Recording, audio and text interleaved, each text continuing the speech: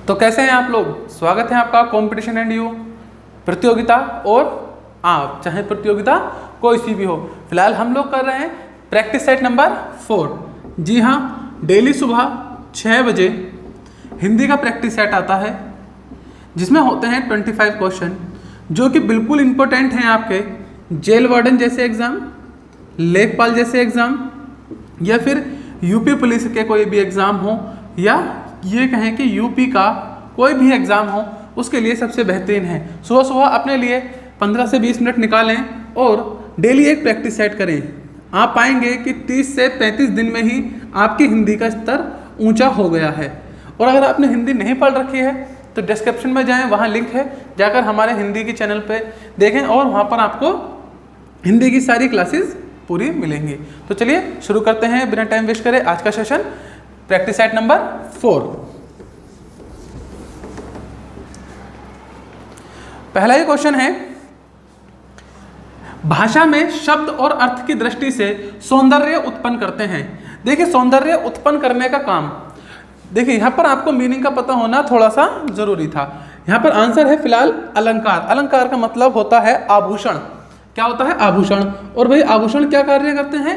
आभूषण कार्य करते हैं सौंदर्य को बढ़ाने का।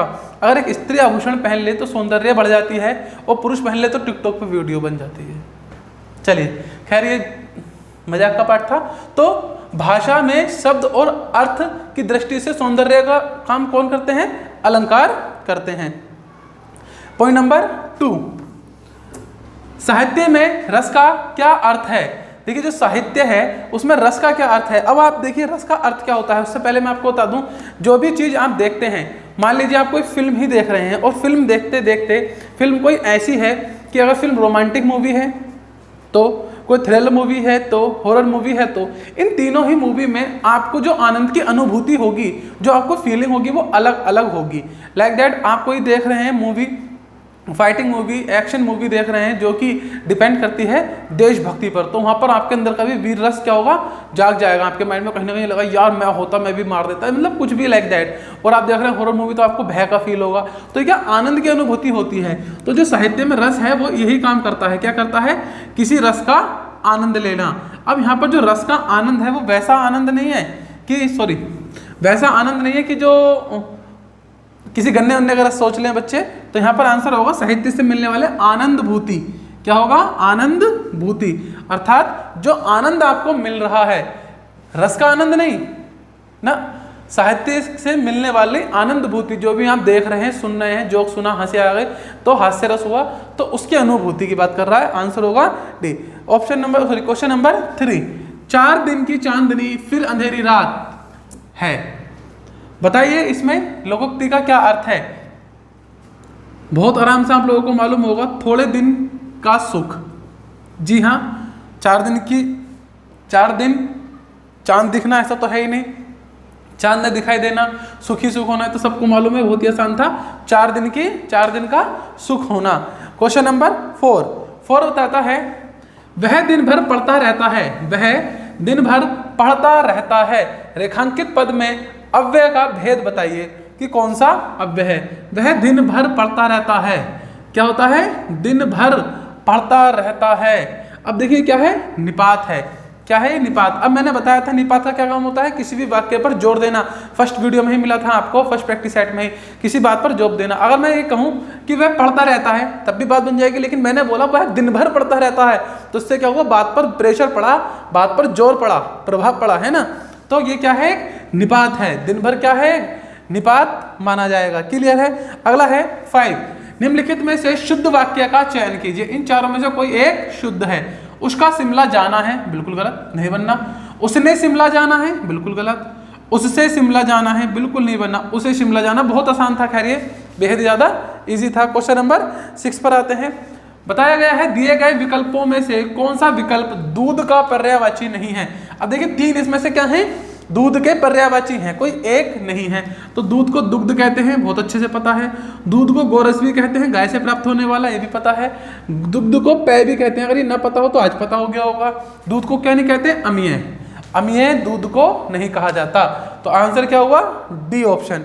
अगला है 7 नंबर का क्वेश्चन जो बताता है उसने टेढ़ी चाल चली, वाक्य में कौन सा कारक है? उसने टेढ़ी चाल चली, उसने टेढ़ी चाल चली, तो इसमें है कर्ता कारक।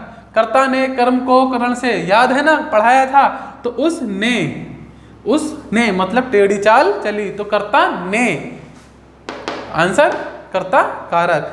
क्वेश्चन नंबर 8, निम्नलिखित में से कौन सा शब्द तत्सम शब्द नहीं है? ये चैप्टर भी आपको कराया हुआ, निम्नलिखित में से कौन सा शब्द तत्सम शब्द नहीं है, मतलब कि सारे शब्द तत्सम हैं किसी एक शब्द को छोड़कर, तो वो शब्द है आपका परख। बाकी सभी कैसे हैं? तत्सम है, पृथ्वी है, चंद्र है और शोक है, ये तीनों कैसे तत्सम है। परख कैसा है? तद्भव शब्द है।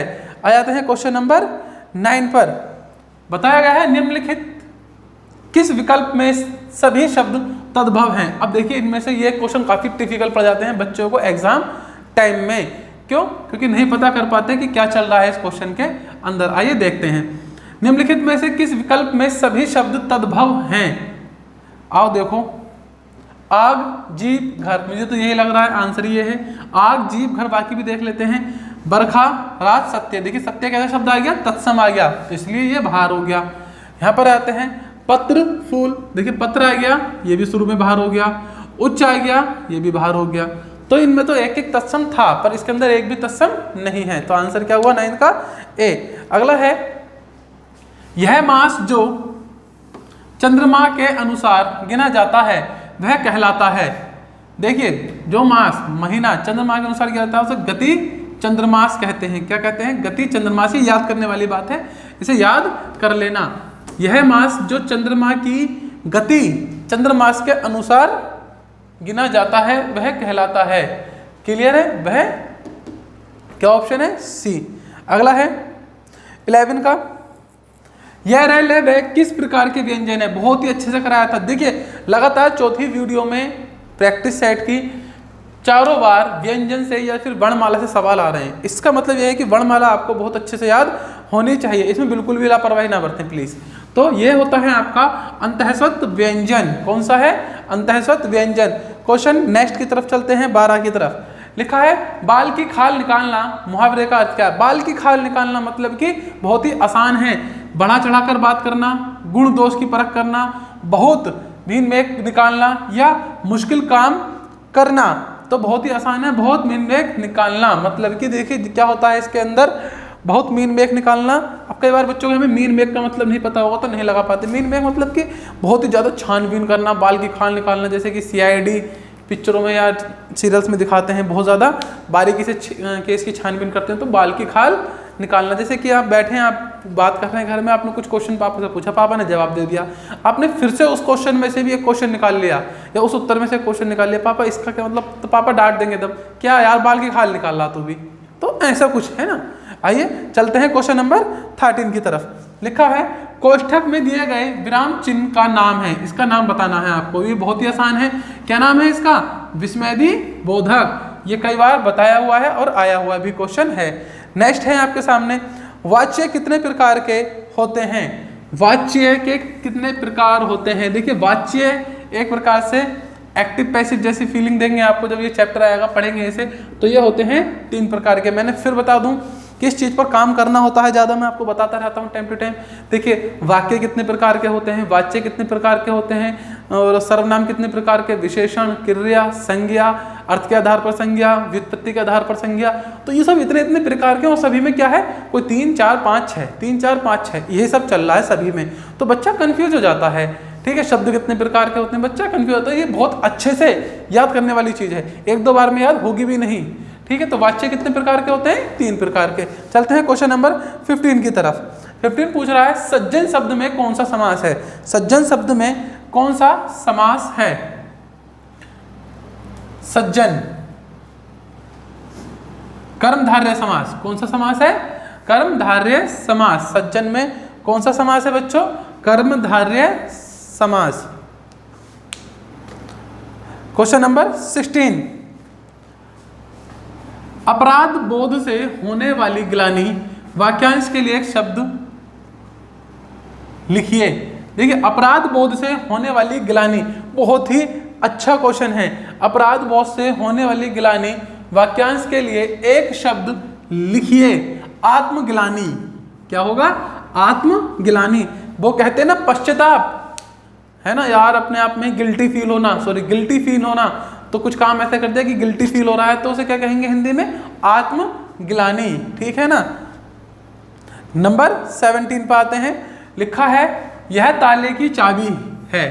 यह ताले की चाबी है। रेखांकित में कौन सा कारक है? ये इसकी बात कर रहा है, इसमें कौन सा कारक है?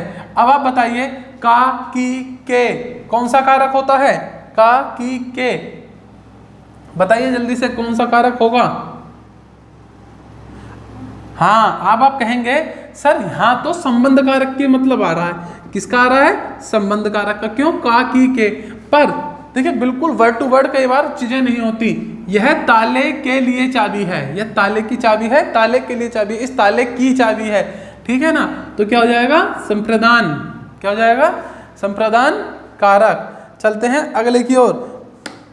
18 बता रहा है आपको सापेक्ष का सही विलोम क्या होगा? सापेक्ष का सही विलोम क्या होगा? जी हाँ, बिल्कुल सही सोचा होगा सभी ने, उसका आंसर अधिकतर बच्चे सही दे देंगे। क्या होगा सापेक्ष का विलोम? निरपेक्ष। सापेक्ष का विलोम निरपेक्ष। क्वेश्चन नंबर 19 बता रहा है आपसे, चारों चरणों में समान मात्रा वाले छंद को क्या कहते हैं? देखिए छंद होते हैं, छंद के अंदर क्या होती है? आपने दोहा वगैरह कुछ ना कुछ कभी ना कभी पढ़ा होगा। तो होता क्या है उसके अंदर? एक लाइन इस तरह से, फिर कोमा, फिर दूसरी लाइन, फिर तीसरी लाइन, फिर चौथी लाइन, ऐसे होती हैं। तो ये कह रहे हैं कि चारों के चारों में एक जैसी मात्राएं होती हैं, उसे कहते हैं मात्रिक समछंद। क्या कहते हैं? मात्रिक समछंद। तो 19 का आंसर ए हुआ। आ जाते हैं क्वेश्चन नंबर 20 पर। ये कह रहा है वर्णमाला के कौन से अक्षर पुल्लिंग नहीं हैं? वर्णमाला के कौन से अक्षर पुल्लिंग नहीं हैं? तो साहब छोटा ई और बड़ा ई पुल्लिंग नहीं है। बाकी ये सब कैसे हैं? पुल्लिंग। इन्हें बोल के देख लेना, आपको पता चल जाएगा। ठीक है ना। आ जाते हैं क्वेश्चन नंबर 21 पर। यह बता रहा है आपको क्रोध किस रस का स्थायी भाव है? देखिए क्रोध कौन से रस का स्थायी भाव है? जब क्रोध आता है तो वो है रौद्र रस का। कौन से रस का? रौद्र। तो काफी कुछ मैच भी करता है रौद्र क्रोध। क्लियर है। आ जाते हैं क्वेश्चन नंबर 22 पर। बताया जा रहा है उत्कर्ष में कौन सा उपसर्ग लगा है? देखिए उत्कर्ष में कौन सा उपसर्ग लगा है? बहुत ही अच्छा क्वेश्चन है। उत्कर्ष, तो उत्कर्ष में लगा है बच्चों उत। अब देखो यहाँ पर आधा ता है और यहाँ भी आधा ता तो है, इसके नीचे हलंत है, तो यहाँ से भी आप थोड़ा सा कंफर्म कर सकते हैं। यहाँ पर जो लिखा है ये लिखा हुआ है उद, ये वाला। ठीक है ना। चलिए आगे की ओर चलते हैं, अगला क्वेश्चन देखते हैं। लिखा है भारतवर्ष में हिंदी को आप किस वर्ग में रखेंगे? तो मैं आपको बता दूं कई बार बच्चे से राष्ट्रभाषा लगा के आ जाते हैं, जो कि गलत हो जाता है। गलती ही करता है तो राष्ट्रभाषा लगाएगा या राजभाषा? नीचे तकनीकी और विभाषा तो कभी नहीं लगाएगा। सही आंसर क्या है? राजभाषा है। क्या है? राजभाषा। कई बार क्वेश्चन आया हुआ है, बिल्कुल गलती नहीं करेंगे। नेक्स्ट क्वेश्चन की तरफ चलते हैं। क्वेश्चन नंबर 24 लिखा है दिए गए विकल्पों में से प्रति का बहुवचन कौन सा है? तो प्रति का बहुवचन है प्रतियां। क्या है? प्रतियां। चंद्र बिंदु लगा हुआ है ऊपर की तरफ, ध्यान से देंगे। ठीक है। और आखिरी क्वेश्चन है आज का, अल्पाहारी शब्द के लिए उचित वाक्यांश को छाटिए। जो अल्पाहार करता है तो जो कम खाता है। अल्पाहार मतलब कम खाना। तो ये थे आपके आज के 25 क्वेश्चन। हमारे साथ लगातार बने रहिए और मजबूत बनाते रहिए खुद को। आने वाले एग्जाम जेल वार्डन, लेखपाल या यूपी पुलिस या फिर यूपी का कोई भी एग्जाम, तो मिलते हैं कल सुबह एक बार फिर से। तब तक के लिए बाय बाय। आपका दिन शुभ हो।